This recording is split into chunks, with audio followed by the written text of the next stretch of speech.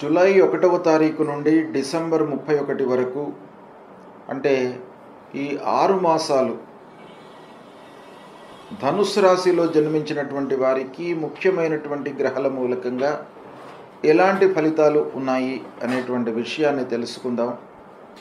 ఈ ధనుస్సు రాశి జాతకులకు ఈ సంవత్సరము అంటే 18 అక్టోబర్ వరకు సప్తమ స్థానంలో గురువు సంచరిస్తున్నాడు.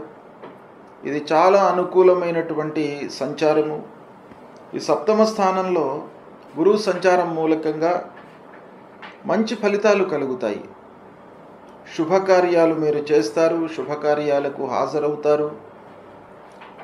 వివాహాది ముఖ్యమైనటువంటి పనులు చేపడతారు. పిల్లల యొక్క చదువు విషయంలో మంచి నిర్ణయాలు తీసుకుంటారు. హయ్యర్ ఎడ్యుకేషన్కి విదేశీ ప్రయాణాలు కూడాను గోచరిస్తున్నాయి. ఈ సమయంలో వివాహమయ్యి సంతానం కొరకు చాలా రోజుల నుంచి ఎదురు చూస్తున్నటువంటి వారికి సంతాన ప్రాప్తి కూడాను ఈ అక్టోబర్ 18 లోపు కలిగే అవకాశాలు బాగా ఉన్నాయి. ఇంటి వాతావరణం మీకు అనుకూలంగా ఉంటుంది. భార్య పిల్లలతో సౌఖ్యంగా ఉంటారు. కుటుంబ పెద్దలతో సత్సంబంధాలు ఉంటాయి. వాళ్ళ యొక్క సూచనలను తూచా తప్పకుండా మీరు పాటిస్తారు. చేయు వృత్తి బాగా కలిసి వస్తుంది. స్వయం వృత్తిలో ఉన్నటువంటి వారికి బాగా అభివృద్ధి కనబడుతుంది. ఆదాయం పెరుగుతుంది. సంతృప్తిగా ఉంటారు.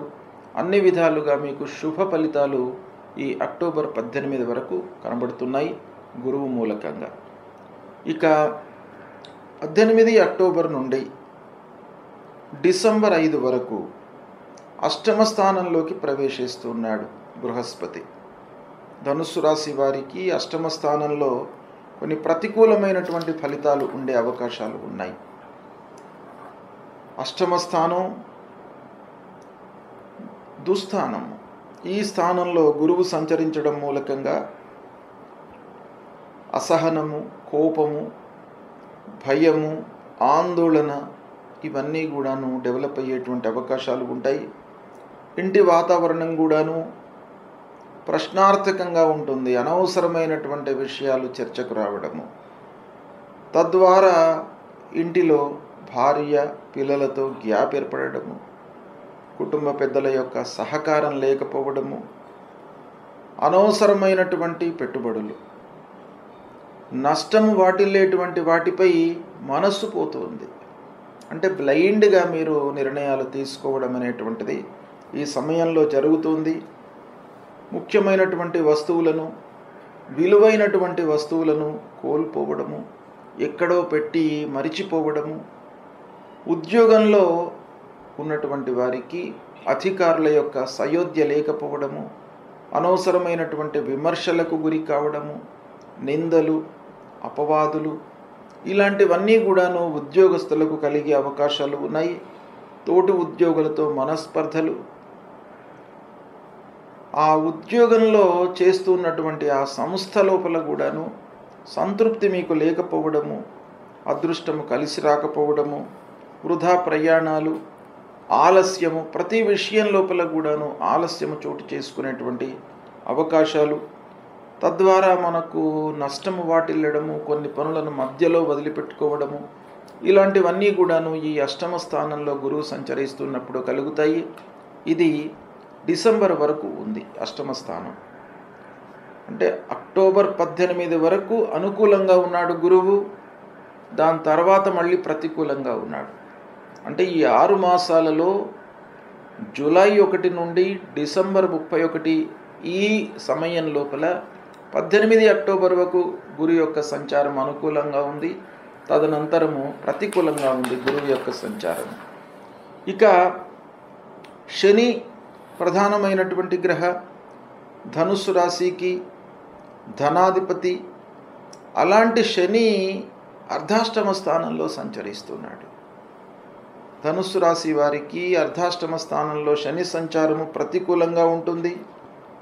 కుటుంబ వాతావరణము ఇబ్బందికరంగా ఉంటుంది. అనవసరమైనటువంటి గొడవలు, పిల్లలకు, భార్య, పెద్దలకు చాలా గ్యాప్ ఏర్పడము, ప్రతి విషయం కూడాను ఏదో రకంగా కలహానికి దారితీవడము. ఏ విషయం మనం చర్చించినప్పటికీ ఫైనల్గా మళ్ళీ తద్వారా ఆ చర్చల ద్వారా ఒక గ్యాప్ ఏర్పడడం, ఇలాంటివి ఇంట్లో జరిగే అవకాశాలు ఉన్నాయి. వాగ్వివాదాలు స్నేహితులతో కానివ్వండి, ఉద్యోగంలో సంస్థలో కానివ్వండి, తోటి ఉద్యోగులతో, అధికారులతో అనవసరమైనటువంటి వాగ్వివాదాలు ముందుకు వచ్చే అవకాశం, అనాలోచిత పెట్టుబడుల మూలకంగా నష్టం వాటిల్లేటువంటి అవకాశం ఈ అర్ధాష్టమ స్థానంలో బాగా ఉంటుంది. అసంతృప్తి బాగా కలుగుతుంది. మనకు ఏ పని చేసినప్పటికీ అపజయము మూలకంగా మన లోపల ఒక అసంతృప్తి పేరుకపోతుంది. తద్వారా మానసిక ఇబ్బందులు, అనారోగ్య సమస్యలు, వాహనముల మూలకంగా ఖర్చులు పెరగడము, మానసికంగా స్థిరత్వం లేకపోవడము, డిసిషన్ మేకింగ్లో ప్రాబ్లమ్స్ తలెత్తడము,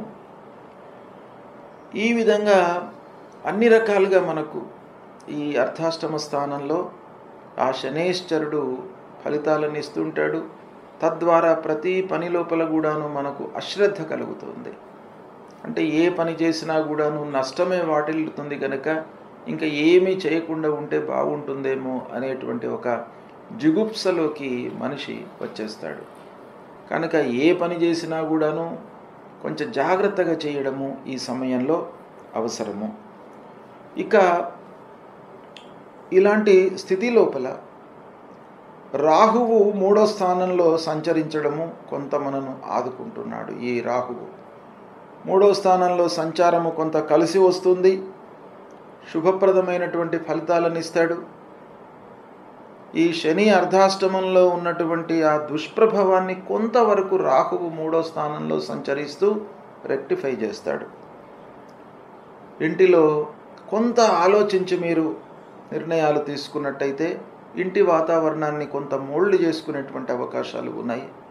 అంటే ఏది మనం చర్చించాలి, ఏది పిల్లలకు చెప్పాలి, ఏది పెద్దలకు చెప్పాలి, ఏ విషయాన్ని డిస్క్లోజ్ చేయాలి, ఏది చెప్పకూడదు అనేటువంటి కొన్ని విషయాలను మీరు ఆలోచించి చేసినట్టయితే ఈ రాహు మీకు సహాయకారిగా ఉంటాడు. 3వ స్థానంలో సంచరిస్తున్నాడు కనుక కొన్ని విషయాలలో సంతృప్తిని మీకు కలుగజేస్తాడు. ప్రయాణాల విషయం లోపల శని మూలకంగా అనర్థము ఉన్నప్పటికీ రాహువు దాన్ని కొంత రెక్టిఫై చేసి కొన్ని ప్రయాణాలు మీకు అనుకూలంగా ఫలితాలను ఇచ్చేటువంటి అవకాశాలు ఉన్నాయి.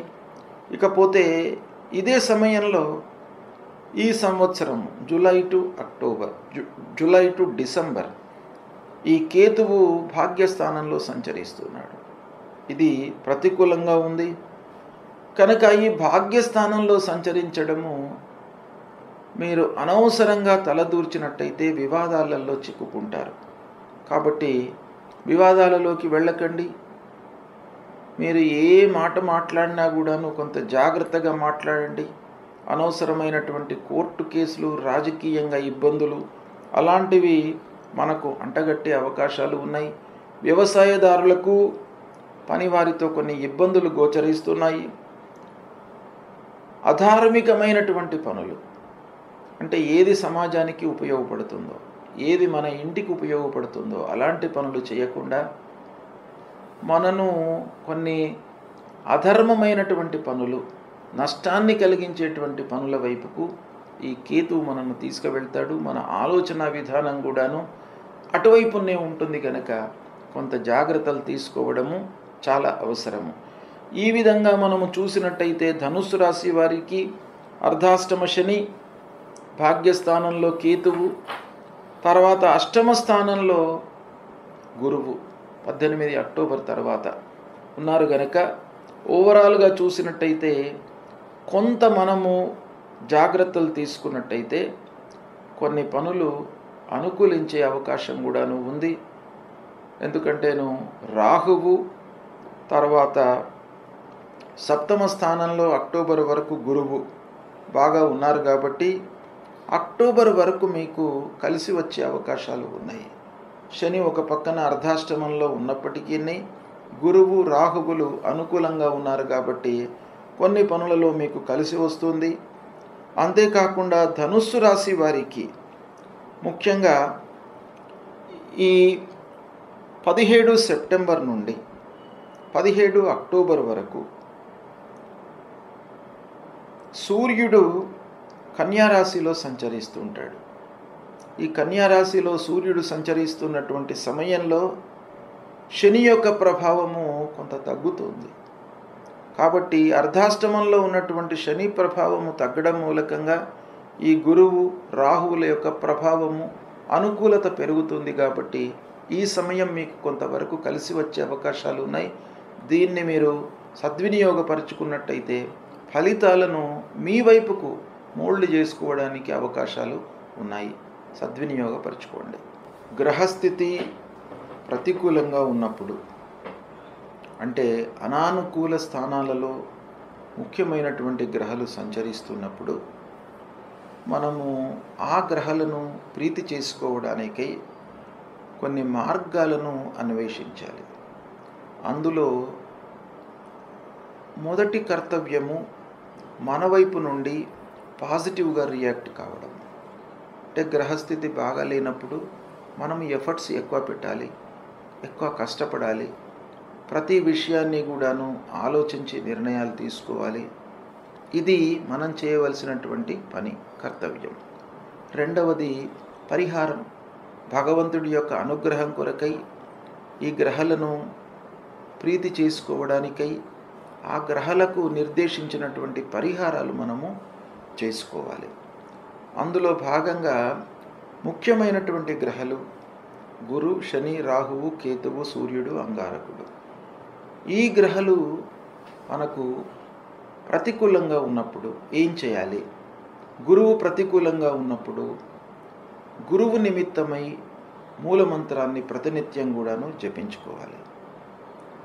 దేవానాంచ ఋషీణాంచ గురుం కాంచన సన్నిభం వందనీయం త్రిలోకానాం తం నమామి బృహస్పతిం అనేటువంటి మూలమంత్రాన్ని ప్రతినిత్యం కూడాను జపిస్తూ, దక్షిణామూర్తి స్తోత్ర పారాయణం చేస్తూ, దత్తాత్రేయ స్వామిని కొలవడము, సద్గురువులను సందర్శించుకోవడము, ఇవి చేసినట్టయితే గురు భగవానుడి యొక్క ప్రీతి కలుగుతుంది మీకు.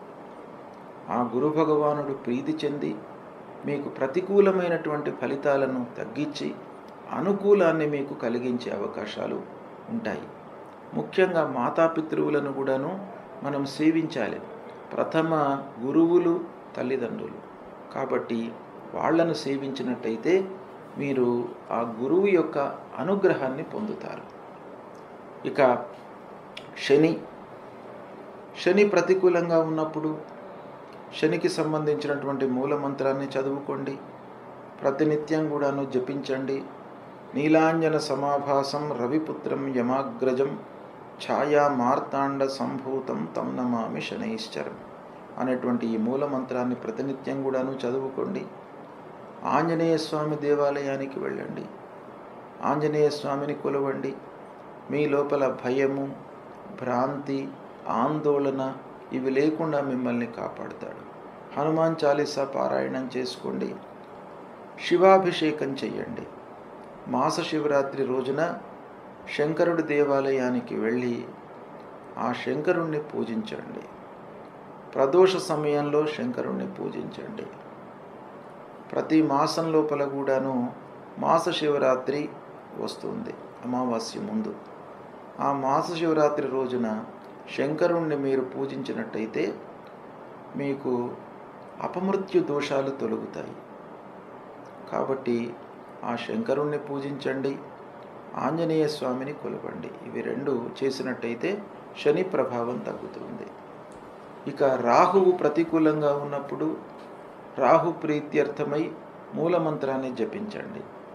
అర్ధకాయం మహావీర్యం చంద్రాదిత్య విమర్ధనం సింహికా గర్భ సంభూతం తం రాహుం ప్రణమామ్యహం. ఈ మూలమంత్రాన్ని ప్రతినిత్యం కూడాను చదవండి. అమ్మవారిని కొలవండి. దుర్గామాత, రాజరాజేశ్వరి అమ్మవారిని, మహాకాళి, మహాలక్ష్మి, మహాసరస్వతి ఈ అమ్మవారి స్వరూపాన్ని, ఆ దుర్గామాతను కొలిచినట్టయితే తప్పకుండా రాహు ప్రభావం మీకు తగ్గుతుంది. రాహువు కలిగించేటువంటి దుష్ప్రభావం తగ్గి అమ్మవారి అనుగ్రహం మూలకంగా మీకు మంచి ఫలితాలు కలుగుతాయి. ఇక కేతువు ప్రతికూలంగా ఉన్నప్పుడు గణపతిని మీరు సేవించండి. విఘ్నాలు కలిగే అవకాశాలు ఎక్కువ ఉంటాయి. మానసికంగా చంచలత్వాన్ని ఇస్తాడు. కాబట్టి మీరు ఆ గణాధిపతిని పూజించినట్టయితే మీకు ఆ కేతువు ప్రీతి చెంది కేతువు మూలకంగా కలిగేటువంటి దుష్ప్రభావం తగ్గుతుంది. అంతేకాకుండా కేతువుకు సంబంధించినటువంటి మూల మంత్రాన్ని ప్రతినిత్యం కూడాను చదువుకోండి.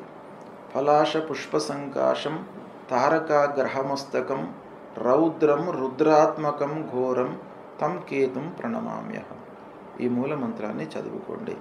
మీకు ఈ గ్రహాలు ప్రీతి చెంది దుష్ప్రభావము తగ్గే అవకాశాలు ఉంటాయి. కాబట్టి ఈ ప్రతికూలంగా ఉన్నప్పుడు ఆ భగవంతుణ్ణి కొలవడము, కీర్తన చేయడము, లలితా సహస్రనామ పారాయణం చేయడము, విష్ణు సహస్రనామ పారాయణం చేయడము, సూర్య నమస్కారాలు చేయడము, సుబ్రహ్మణ్య స్వామిని కొలవడము, ఇలాంటివి మీరు చేపట్టినట్టయితే ఆ గ్రహాల మూలకంగా కలిగేటువంటి దుష్ప్రభావము పూర్తిగా నిర్వీర్యమవుతుంది. ఆ భగవంతుడి యొక్క అనుగ్రహానికి మీరు పాత్రులవుతారు, శుభ ఫలితాలను పొందుతారు. తప్పకుండా ఈ పరిహారాలను పాటించండి.